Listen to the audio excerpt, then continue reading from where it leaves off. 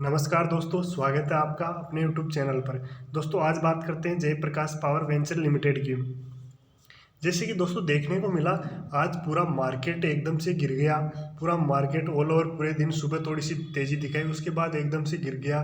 तो एक नज़र जेपी पावर पर भी डालते हैं।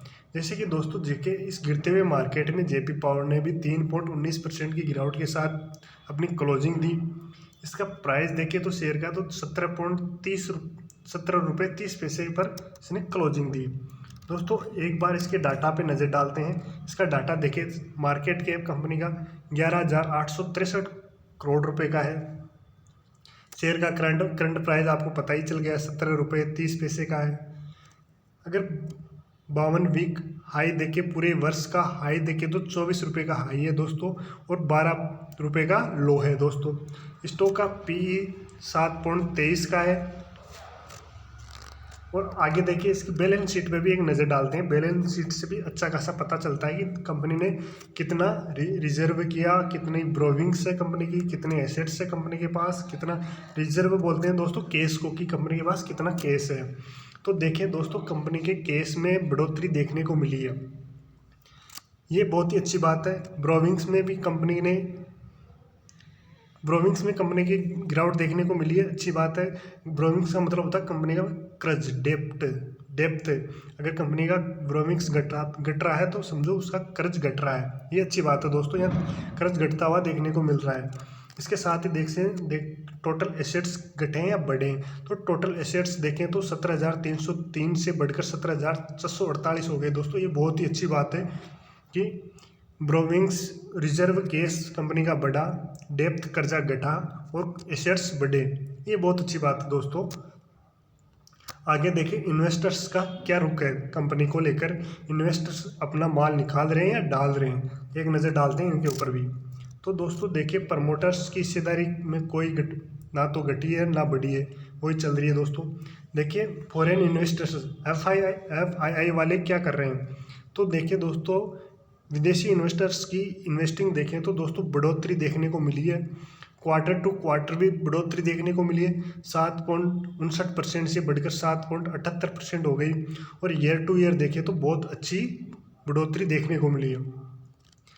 देखिए डीआईआई वाले क्या कर रहे हैं, तो डीआईआई वाले भी दोस्तों अपनी होल्डिंग्स बढ़ा रहे हैं। 18.18% थी क्वार्टर में, फिर उसके बाद में 18.29% हो गई, तो इनकी भी दोस्तों देखने को मिली है। यहीं पर एक रिटेलर्स की गिरावट देखने को मिली है। जैसा कि दोस्तों अगर एफआईआई वाले और डीआईआई वाले अपनी होल्डिंग्स बढ़ा रहे हैं तो दोस्तों सोचने की ज़रूरत ही नहीं है कि शेयर गिरेगा या नहीं, ऊपर जाएगा नहीं। डीआईआई वाले और एफआईआई वाले जब भी इन्वेस्टमेंट करते हैं जब कंपनी में दम होता है, उसके शेयर में दम होता है, ऐसे वो बिना सोचे समझे इन्वेस्ट नहीं करते दोस्तों। ये बात हो गई प्रमोटर्स की, और इसकी बैलेंस शीट अपने देख ली, शेयर प्राइस देख लिया। अब इसके एक बार बिजनेस पे नज़र डाल लेते हैं दोस्तों, इसकी क्या बिजनेस चल रहा है कंपनी का। तो जेपी पावर कंपनी, जो कि जयप्रकाश पावर वेंचर लिमिटेड का हिस्सा है, पावर सेक्टर में थर्मल, हाइड्रोलिक और वैकल्पिक ऊर्जा के क्षेत्र में सक्रिय है। हाल के वित्तीय परिणामों में कंपनी ने अपनी बिक्री और मुनाफे में उल्लेखनीय वृद्धि दर्ज की है दोस्तों। ये बहुत अच्छी बात है, आपको ध्यान रखना चाहिए।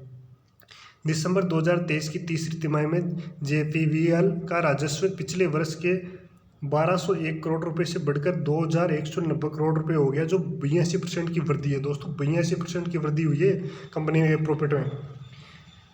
कंपनी का शुद्ध मुनाफा भी 172.85 करोड़ रुपए तक पहुंच गया है दोस्तों। देखो शुद्ध मुनाफा कंपनी का 172.85 करोड़ रुपए तक पहुंच गया, जो बिजली और कोयले की बिक्री की वृद्धि के कारण संभव हुआ है।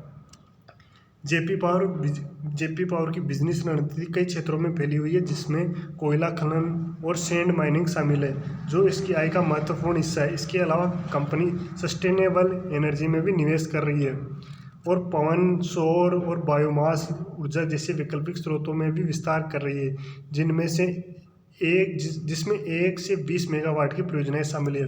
देखो दोस्तों, कंपनी फ्यूचर में कितने काम करने जा रही है। इसके साथ ही नए ऑर्डर्स के संदर्भ में जेपी पावर का ध्यान अपनी परियोजनाओं के पोर्टफोलियो को बढ़ाने और ऑपरेशनल दक्षता में सुधार पर केंद्रित है।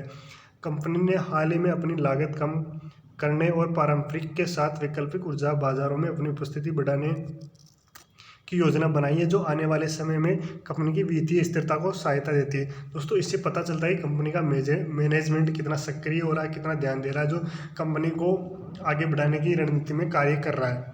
दोस्तों मार्केट को देखकर ये नहीं सोचना चाहिए कि कंपनी का शेयर कहाँ जाएगा। मार्केट गिर रहा तो ये भी गिरना ही स्वाभाविक है, इसका गिरना भी।